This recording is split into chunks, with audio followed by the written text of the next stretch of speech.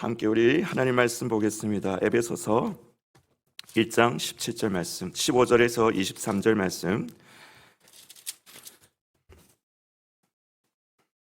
에베소서 1장 15절에서 23절 말씀. 우리 한 목소리로 다 함께 한번 읽겠습니다. 에베소서 1장 15절에서 23절 말씀. 한 목소리로 다 함께 읽겠습니다.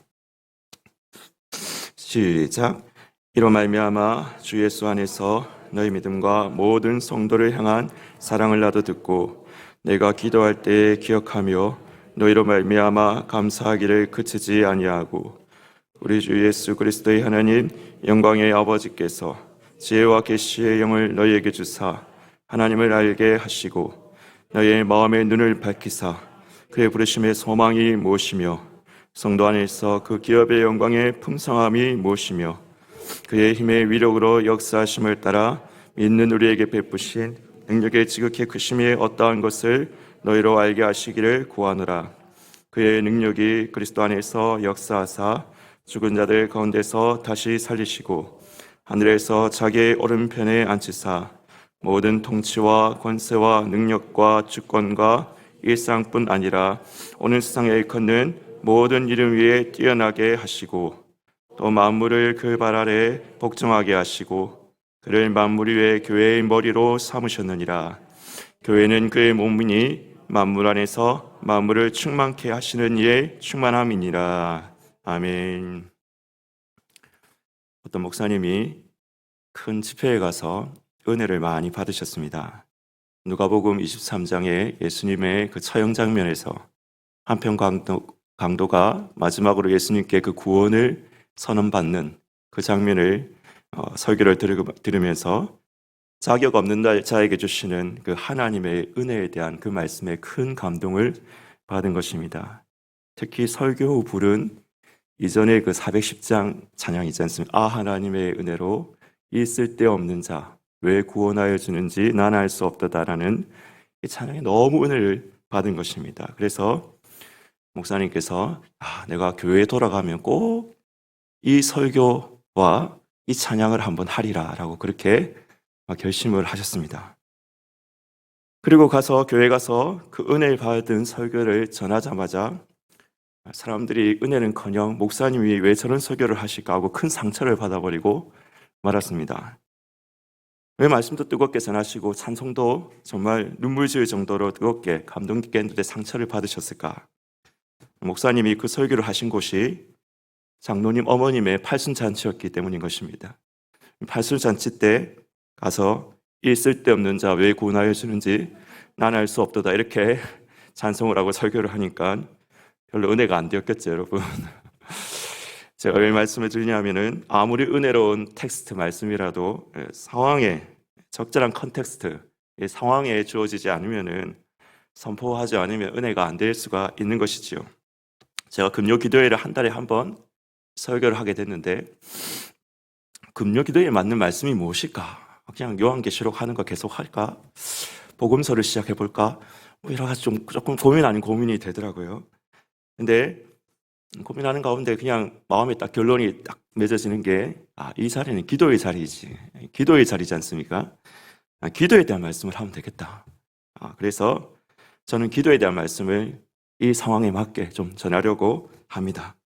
이렇게 기도하라고 가르치신 주님의 그 가르침, 그리고 성경에 쓰여져 있는 여러 인물들의 그 깊이 있는 기도문들, 그런 말씀들을 우리가 밤에서 이 금요 프레싱 기회가 있을 때마다 앞으로 기도문들, 성경의 그 깊이 있는 기도문들, 그리고 예수님이 이렇게 기도하라고 가르치신 그 기도에 대한 말씀을 나누기를 소원하는 것입니다. 본문의 말씀은 바울의 기도입니다. 우리 주 예수 그리스도의 하나님, 영광의 아버지께서 지혜와 계시의 정신, 이전 개역 개정에서는 정신이었는데 이제는 영으로 바뀌었죠. 지혜와 계시의 영이 근데 더 정확한 번역입니다. 지혜와 계시의 영을 너에게 주셔서 하나님을 알게 하시고, 기도는 사실 바울의 유명한 기도문이지만은 제가 대학생 때 드렸던 기도이기도 합니다. 여러분 사실 들으셨는지 모르겠지만 코로나 한참인 금요 철학 때 제가 이 기도 가지고 그 설교를 한 적이 있습니다. 이 설교 본문은 아닌데 이 본문을 한번 언급한 적이 있습니다. 기억나십니까? 안 나시죠? 코로나 때 제가 사람이 많이 안 올 줄 알았어요. 온라인으로 하기 때문에. 근데 제 마음속에 솔직히 하나님 한 명만 보내주시면 제가 그 한 명 보면서 설교하겠습니다. 이렇게 소원하면서 단위에 섰거든요. 근데 한 명도 안 오셨더라고요. 진짜 코로나 때 한 명도 안 오셨더라고요. 한 명도 안 오고 우리 담임 목사님하고 전도사님, 교육자들 2명도 코로나 걸려가지고 집에 있고 담임 목사님하고 남자 전도사님하고 이렇게 딱 두 분이서 우리 3명이서 금요 심야 기도를 했던 적이 있었는데 그때 이 말씀을 제가 언급을 했습니다. 온라인에서 보셨습니까? 들으셨습니까? 잘 기억이 안 나시죠? 예, 그래서 제가 한 번 더 하려고 합니다. 다시 한번 언급을 하려고 합니다. 제가 무슨 은혜를 받아 이 말씀 가지고 은혜를 받아서 지금 이 말씀을 시작하는지 잠깐 말씀을 간략하게 드리겠습니다. 했으니까 길게는 안 하고 간략하게 말씀을 드리겠습니다. 중학교 때부터 제가 큐티를 했다고 했습니다. 중학교 때부터 큐티를 했는데 고등학교 가서 그리고 대학교 가니까 큐티를 그때도 열심히 했습니다. 하루에 3-40분을 했거든요. 그래서 관찰하고 해석하고 적용하고 이렇게 나름대로는 큐티를 했는데 제가 대학교 때 딱 이제 들어가니까 하나님의 그 말씀의 임재의 수준이 제가 큐티하면서 하나님 주시는 말씀의 임재의 수준이 저한테 만족이 안 됐다는 것입니다. 만족이 안 됐더라는 것입니다. 하나님 말씀 이 정도는 아닐 건데 좀 더 깊이 있는 말씀, 좀 더 우리의 영혼을 심령과 골수를 찔러 쪼개기까지는 하나님 말씀이 내 속에 좀 이렇게 가슴 깊이 박혀야 될 건데 제가 겉핥기식으로 하나님 말씀을 읽고 있다는 그런 생각이 들었습니다. 그래서 하나님 앞에 기도하면서 씨름을 했습니다. 하나님, 제게 말씀하시지 않으면 제가 이 자리를 떠나지 않겠습니다. 그래서 그렇게 기도하고 실제로 하나님 말씀 보면서 이렇게 큐티를 했습니다. 어쨌든 1시간이 넘어가고 어쨌든 진짜 2시간씩 이렇게 큐티를 했습니다. 좀 쉬운 본문일 때는 금방금방 은혜가 되는 경우가 있는데 어떤 말씀은 하나님 왜 이런 본문을 성경에 적어놨을까라는 그런 생각이 들 정도로 어려운 본문이 있거든요. 그때는 진짜 말씀하고 막 씨름을 하는 거죠. 하나님 이 말씀을 통해서 뭔 말씀을 하려고 하시는 겁니까? 라고 그렇게 씨름을 했습니다. 진짜 어떨 때는 시험이 9시인데 7시부터 큐티를 시작해가지고 8시 50분이 되도록 말씀이 깨달아지지 않고 떨어지지가 않으니까 마음에 오기가 생기더라고요. 하나님, 제가 시험을 못 치는 한이 있어도 하나님 말씀하시지 않으시면 제가 떠나지 않겠습니다. 이 자리를 떠나지 않겠습니다. 그래서 시험을 제껴버렸습니다. 시험을 제끼고 하나님 앞에 말씀을 받습니다. 여러분, 그때 제가 이런 말씀을 드렸는데요. 제가 여러분한테 정말 한 옹큼 1말이라도 제가 설교를 통해서 은혜를 끼칠 수가 있다면 정말 아무것도 아닌 부족하고 연약한 자지만은 한 옹큼이라도 은혜를 끼칠 수 있다면 그것은 첫 번째는 하나님의 은혜요. 둘째는 제가 그때 하나님 말씀 보면서 진짜 몸부림 아닌 몸부림을 치면서 그때 깨달았던 하나님의 말씀, 그때 주셨던 하나님 말씀의 임재의 수준이 저한테 어느 정도 열렸기 때문에 제가 조금이라도 은혜를 끼칠 수가 있다라는 그런 말씀을 드렸습니다. 근데 그때 기도하면서 하나님 앞에 하나님 말씀 주시기를 기도하면서 기도했던 기도가 바로 이 기도였습니다. 에베소 1장 17절 말씀에서 17절에서 19절 말씀이었습니다. 영광의 아버지께서 지혜와 계시의 정신을 주시사 하나님을 알게 하시고 부르심의 소망이 무엇이며 성도 안에 그 기업의 영광의 풍성이 무엇이며 그의 힘의 강력으로 역사하심을 따라 믿는 우리에게 베푸신 능력의 지극히 크심이 어떠하심을 깨달아 알게 하여 주시옵소서. 제가 오늘 2가지만 말씀을 드리고 다음 기회 때 또 2가지를 말씀을 드리겠습니다. 오늘 바울이 무엇을 기도하고 있습니까? 첫째는 지혜와 계시의 영을 주시사 하나님을 알게 해달라고 기도하고 있습니다. 지혜와 계시의 영을 주시사 하나님을 알게 하여 주시옵소서. 하나님을 안다는 것, 이것은 지식에 그치는 것이 아니지요. 지적인 알만을 이야기하는 것이 아니라는 것입니다. 성경에서 알다는 말은, 이 하나님을 안다 했을 때 안다는 말은 남편이 아내를 알듯이 그러한 알을 이야기하는 것입니다. 체험적이고 인격적인 알을 포함하는 것입니다. 이 하나님을 안다는 것은 우리의 삶의 존재 목적과 우리의 삶의 신앙의 모든 풍성함들과 깊은 연관성을 가지는 것입니다. 사랑하는 여러분, 인간의 존재 목적이 무엇입니까? 하나님을 영화롭게 하는 것, 하나님의 영광을 나타내는 것이라고 우리 요리문답에서 그렇게 제1문에서 고백을 하고 있죠. 하나님의 영광을 나타내는 삶이란 무엇입니까? 우리가 연말 연예인들 시상식이 되면 연예인들이 상을 받을 때 연예대상 이런 거 받을 때 상을 딱 받으면서 이 모든 영광을 하나님께 돌립니다라고 그렇게 말합니다. 우리가 하나님께 영광을 돌리는 삶이라는 것은 물론 그렇게 고백하는 연예인들도 귀중하지만 소중한 고백이지만은 그 정도 수준은 아닌 것입니다. 우리 인간의 제일 되는 목적이 하나님을 영화롭게 하는 것이라고 했을 때는 우리가 연말 시상 때 그렇게 마지막 끝 한마디로 하나님께 이 모든 영광을 돌립니다라는 수준의 정도가 아니라는 것입니다. 우리의 삶의 제일 되는 목적이 하나님의 영광이라고 말하는 것은 하나님의 형상, 하나님의 성품, 하나님의 속성이 우리의 삶 가운데, 이 땅 가운데, 이 피조세계 가운데 투영되고 드러나고 나타나게 되는 것. 하나님의 성품과 속성과 그 형상을 우리가 이 삶 가운데 투영해 나가는 것. 우리의 삶 가운데 투영해 가고 이 창조세계 가운데 투영해 나가는 것. 이것을 하나님의 영광을 나타내는 삶이다 라고 그렇게 말하는 것입니다.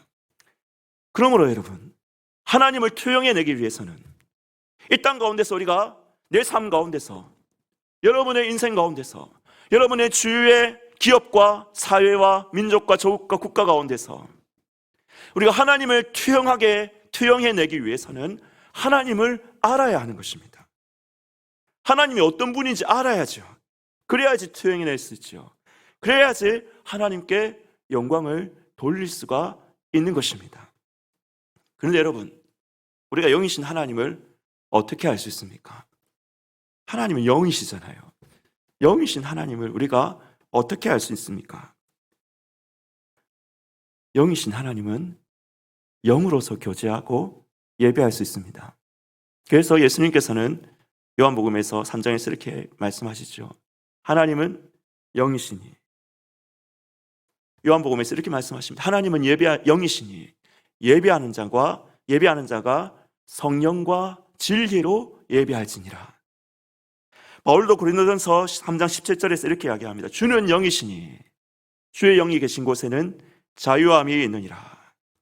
우리가 다 수건을 벗은 얼굴로 거울을 보는 것 같이 주의 영광을 보매 그 영광의 그와 같은 형상으로 변하여 영광에서 영광에 이르니 이는 주의 영으로 말미암음이니라.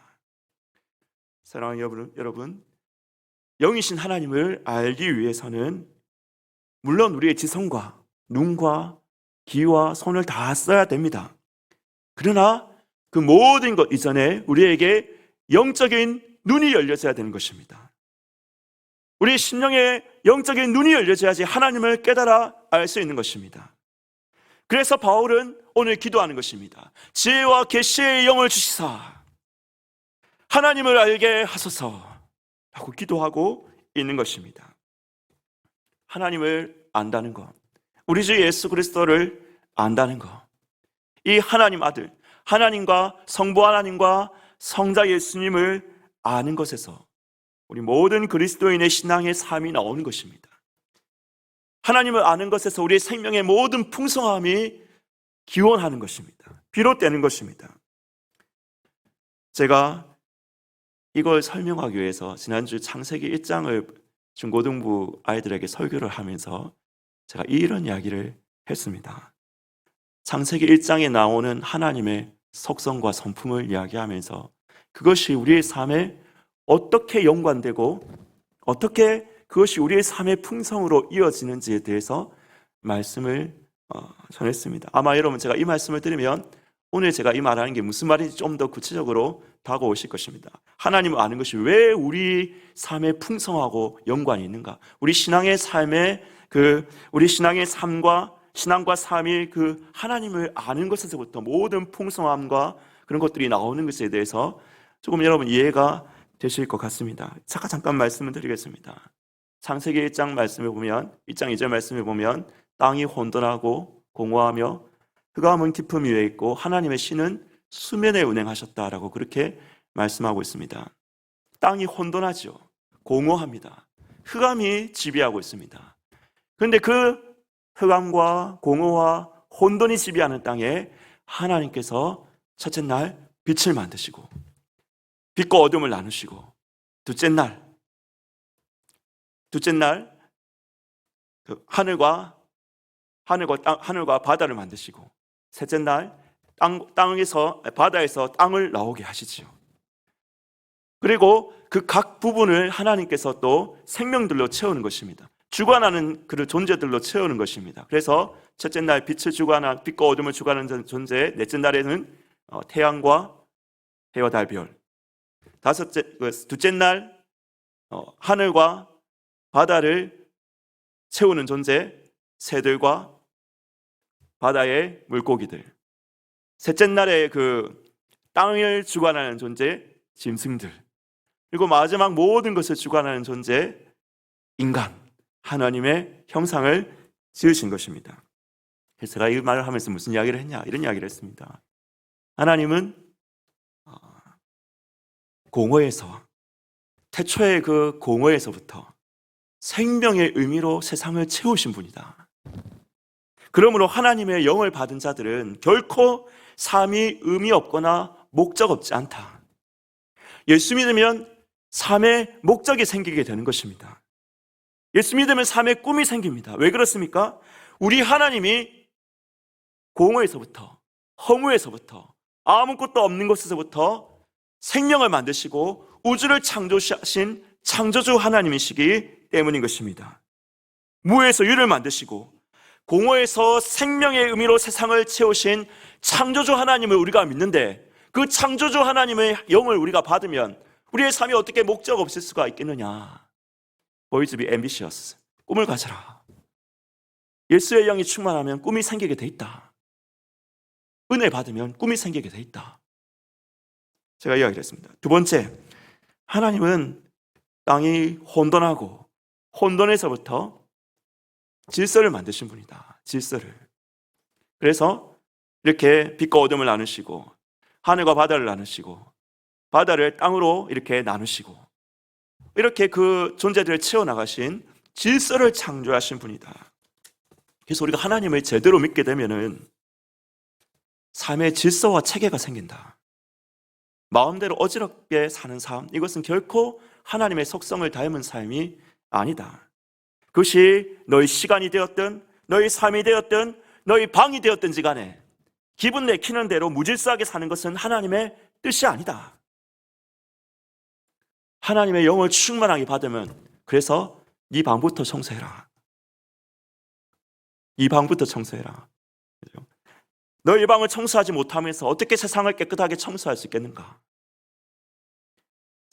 이 삶이 질서 없이 어지러운데 어떻게 어지러운 인생들에게 하나님의 말씀을 법 아래 자신을 처복종시키는 삶으로 나아가게 할 수 있겠는가? 하나님은 질서의 하나님이시다. 그래서 여러분, 우리가 하나님의 영을 충만하게 받으면 우리의 삶도 질서가 생기고 체계가 생기고 삶의 질서와 체계에서, 혼돈에서부터 질서와 체계로 나아가는 삶이 되는 것입니다. 그래서 청교도들이 그런 이야기를 했죠. 하나님 은혜 받으면, 예수 제대로 믿으면 무작위적인 노동을 하면 안 된다. 계획 없는 노동을 하면 안 된다. 목적을 가지고 계획 있는 그 삶을 경영해야 된다. 청교도들은 그런 영성으로 살았습니다. 그래서 그 사람들이, 막스 베버라는 사람이 청교도들로부터 이 땅에 자본주의가 태어났다라고 이야기할 정도로, 여러분, 그렇게 체계 있는 삶을 사니까 자본이 축적되고 부가 축적되고, 근데 그 축적된 부를 가지고 어떻게 했습니까? 사치하고 낭비하지 아니하고 더 하나님의 지경을 넓히는데, 하나님 나라를 넓히는 데 쓰고, 그렇죠? 좋은 일하고 교회를 돕고 교회를 섬기고, 이렇게 하니까 부가 축적돼 가고 하나님 나라가 성장해요. 오늘 이 땅의 자본주의의 번영이 청교도로부터 나왔다. 물론 여러분 악한 물신주의가 있죠. 자본주의에 악한 물신주의가 있습니다. 우리가 그것을 좋아라 하는 것은 아니고 그것을 숭배해서는 절대 안 되지만은 우리가 결코 부를 죄악시하는 것은 우리 개혁주의는 아닙니다. 개혁주의나 천주교는 그렇게 하지만은 천주교는 성 프란체스코 같은 사람들이 가난이 우리의 스승이요, 가난이 우리의 친구다 이렇게 이야기할 정도로 그런 프란체스코 같은 사람을 좋아하지만은 청교도적 영성은 여러분 그렇지 않습니다. 청교도들은 예수 잘 믿고 하나님 주시는 꿈을 가지고 비전이 생기고 하나님이 주시는 만인 제사장 모든 삶의 영역이 다 하나님 앞에 예배드리는 삶으로 드리고 삶의 체계와 질서가 생겨서 삶을 잘 경영해서 그래서 부를 남기고 그 부를 가지고 사치하고 허랑방탕한 데 쓰지 아니하고 기업을 넓히고 다시 사람들을 고용하고 교회를 섬기는 일에 여러분 그렇게 쓰는 것입니다. 왜 이 땅이 청교도들에 의해서 발전하지 않았겠습니까? 여러분 그 청교도의 영성이 어디서부터 나옵니까? 질서의 하나님, 체계의 하나님, 혼돈에서부터 태초의 혼돈에서부터 모든 우주의 질서와 체계를 만드신 하나님의 그 창조성에서부터 나오는 것입니다. 우리가 하나님의 영을 충만하게 받으면 왜 삶에 그래서 어지럽혀지겠습니까? 왜 삶이 어지러움 가운데 그대로 있겠습니까? 분명히 삶의 질서가 생기는 것이지요. 제가 두 가지만 말하겠습니다. 사랑하는 여러분, 하나님을 아는 것, 우리 주 예수 그리스도를 아는 것이 우리의 신앙의 삶을 규정하고 더 풍성하게 한다는 거, 좀 여러분 다가오시죠? 이해가 되시죠? 이해가 되시죠? 하나님의 성품을 알수록 그분이 어떤 분이신지를 알수록 우리의 삶이 더 풍성해지는 것입니다. 우리의 생명이 더 풍성해지는 것입니다. 오늘 첫 번째, 그래서 사도 바울은 우리 주 예수 그리스도의 하나님 영광의 아버지께서 지혜와 계시의 영을 주시사 하나님을 알게 하소서라고 그렇게 기도하고 있는 것입니다. 오늘 이 기도가 여러분의 기도가 되기를 예수님의 이름으로 축원합니다. 하나님, 나도 하나님을 알게 하여 주시옵소서. 지적인 암으로만이 아니라 내 삶을 변화시킬 만한 암을 주시옵소서. 무질서에서 질서로, 무의미에서 창조로 나아가게 할 수 있는 하나님, 내 삶을 변화시킬 만한 하나님을 알게 하소서. 그래서 내 삶과 이 사회와 이 조국과 우리의 지경과 우리의 기업 가운데 하나님을 투영해내는, 하나님을 영화롭게 하는, 하나님께 영광을 돌리는 삶을 살게 하여 주시옵소서. 여러분, 이 기도가 여러분의 기도가 되기를 예수님의 이름으로 축원하는 것입니다. 두 번째, 우리가 바울이 기도하는 게 있습니다. 부르심의 소망이 무엇이며 성도 안의 그 기업의 영광의 풍성함이 무엇이며, 이거는 다음 기회에 하겠습니다. 19절 말씀을 오늘 먼저 보겠습니다. 19절 말씀, 그의 힘의 위력으로 역사하심을 따라 믿는 우리에게 베푸신 능력의 지극히 크심이 어떠한 것을 너희로 알게 하시기를 구하노라. 믿는 우리에게 베푸신 능력의 지극히 크심이 어떠한 것을 알아야 하는 것입니다. 그걸 알기를 바울은 기도하고 있습니다. 하나님이 우리에게 베푸신 능력, 미래가 아니라 과거죠. 베푸실 능력이 아니라 베푸신 능력입니다. 이미 베풀어 주신 능력인 겁니다. 이게 중요합니다. 왜 이 시제가 중요하냐면, 베풀어 주셨다는 것은 이미 우리 안에서 역사하고 계시는 능력이라는 것입니다. 하나님께서 앞으로 하실 일에 대한 선포가 아니라 하나님께서 이미 우리 가운데 베풀어 주셨고 우리 안에서 역사하고 계시는 능력이라는 것입니다. 여러분, 이 능력이 어떤 능력입니까? 20절 말씀을 보면 그의 능력이 그리스도 안에서 역사하사 죽은 자들 가운데서 다시 살리시고, 예수를 죽은 자 가운데서 살리신 능력이라는 것입니다.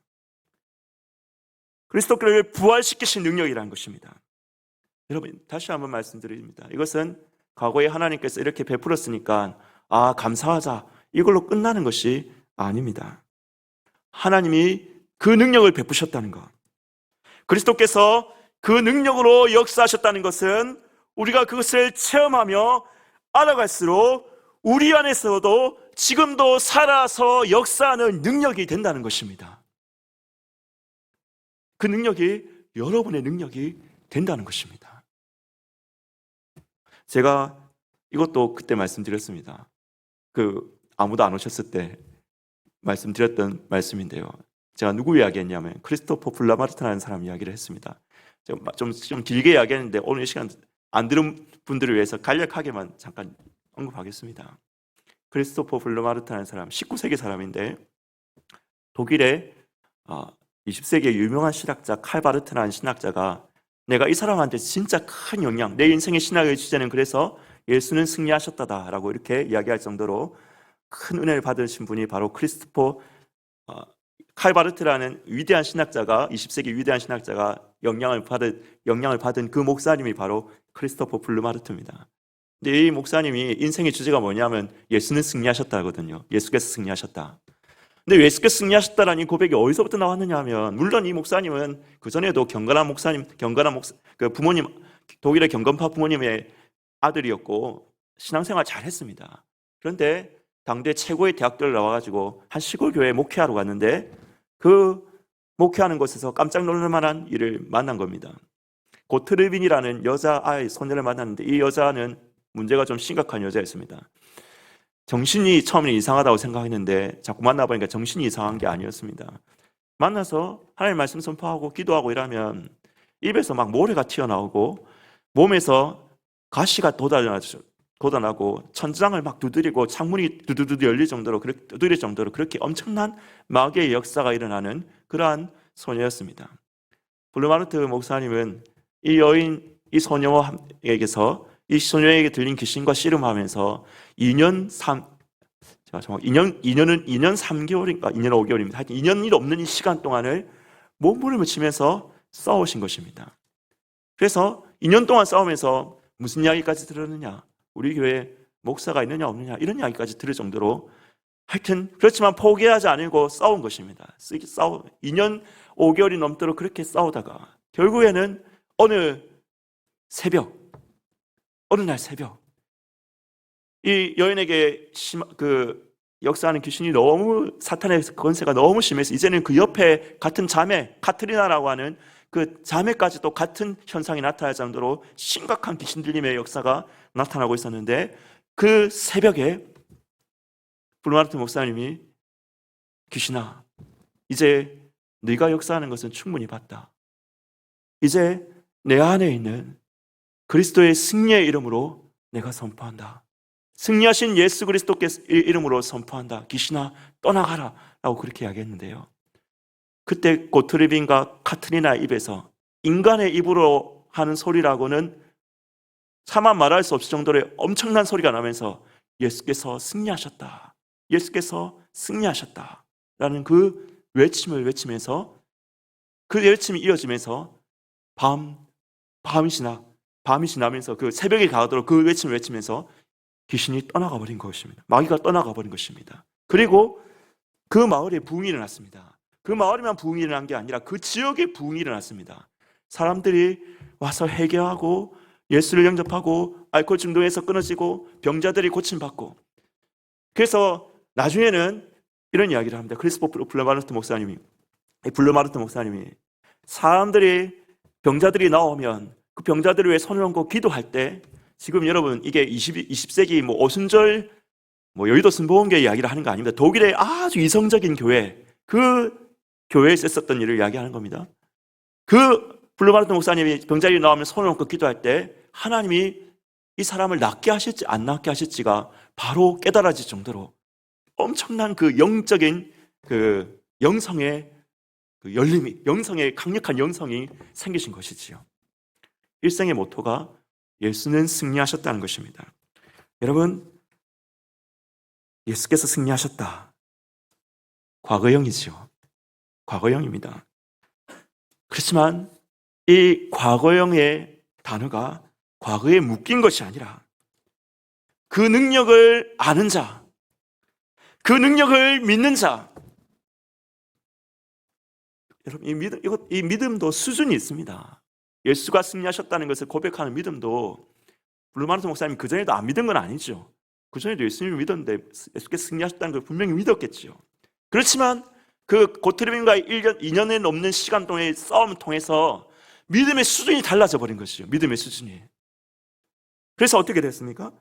그 능력을 아는 자, 그 능력을 믿는 자에게는 예수는 승리하셨다가 과거로 끝나는 것이 아니라, 과거형으로 끝나는 것이 아니라, 오늘 마귀의 권세를 깨뜨리고 영적 매일매일 쇠사슬을 끊어버리고 귀신을 쫓아내는 살아 역사하시는 선언이요 능력이 되는 것입니다.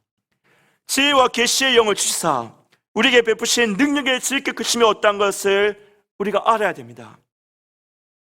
지적인 알을 넘어서 온 영혼의 체험으로 그것을 알게 되면 그 능력이 오늘 여러분 가운데서도 역사하게 되는 것입니다. 믿음의 크기만큼, 여러분의 믿음의 크기만큼 우리에게 베푸신 것들이 오늘도 살아서 역사하신, 하나님이 우리에게 베푸신 그것들이 과거로 끝나는 것이 아니라 오늘 여러분에게 살아서 능력으로 역사하시는 믿음이 되기를 예수님의 이름으로 축원하는 것입니다. 그래서 우리가 기도해야 되는 것입니다. 주 예수 그리스도의 하나님, 영광의 아버지시여, 지혜와 계시의 영을 주시사 믿는 우리에게 베푸신 능력의 지극히 크심이 어떠하심을 깨달아 알게 하여 주시옵소서. 저도 기도합니다. 저도 부족하기 때문에, 제가 얼마나 부족한 게 알기 때문에 하나님, 지금도 기도합니다. 하나님, 성령 주시옵소서. 성령을 주시옵소서. 매일 기도하고, 성령을 달라고 하는 건데 기도하지 말고, 여러분, 분명히 구하는 자에게 성령을 주시겠다고 약속했으니까 성령을 구해야 되죠. 그러나 구함으로서만 그치지 말고 이미 우리 안에 계신 성령, 우리 안에 계신 능력을 감사하고 찬양하고 믿지도 못하는데 맨날 왜 또 주소서만 하지 마시고, 주소서 물론 기도해야 되지만은 이미 우리 안에 베푸신 그 능력을 우리가 감사하고 찬양하고 선포하고 믿으시기를 축원합니다. 알게 하소서, 깨닫게 하소서. 예수의 영이 함께 하심을 선포합니다. 예수의 능력이 내 안에 있음을 찬양합니다. 그래서 찬양과 감사와 선포로서의 기도가 우리 가운데 필요한 것이지요. 이런 말씀을 정리하겠습니다. 오늘 바울은 우리 주 예수 그리스도의 하나님 영광의 아버지께서 지혜와 계시의 영을 주시사 네 가지를 알게 하시기를 기도하고 있습니다. 그중 두 가지를 살펴보았습니다. 첫째는 하나님을 아는 것입니다. 이게 모든 게 사실 기본입니다. 하나님을 아는 것, 우리 주 예수 그리스도를 아는 것, 이것이 가장 우리의 근본적인 신앙의 기본입니다. 우리 주 예수 그리스도를 아는 것, 하나님을 아는 것에서 우리의 삶과 신앙의 풍성함이 비롯되고 인간의 존재 목적인 하나님께 영광 돌리는 삶이 비로소 가능해지게 되는 것입니다. 둘째는 믿는 우리에게 베푸신 능력의 지극히 크심을 깨달아 아는 것입니다. 우리에게 주신 능력, 우리 안에 역사하시는 능력, 우리에게 주신 성령으로 말미암아 믿는 우리에게 오늘도 동일하게 역사하시는 그 성령의 능력이 얼마나 큰지를 깨달아 알고 믿음으로 선포하시는 여러분 되시기를 축원합니다. 그래서 하나님께서 충만케 하시는 모든 충만이 능력의 이름 예수의 이름으로 여러분을 통해서 또 펼쳐지는 그러한 삶이 되기를 예수님의 이름으로 축원하는 것입니다. 우리 함께 한번 찬양할까요?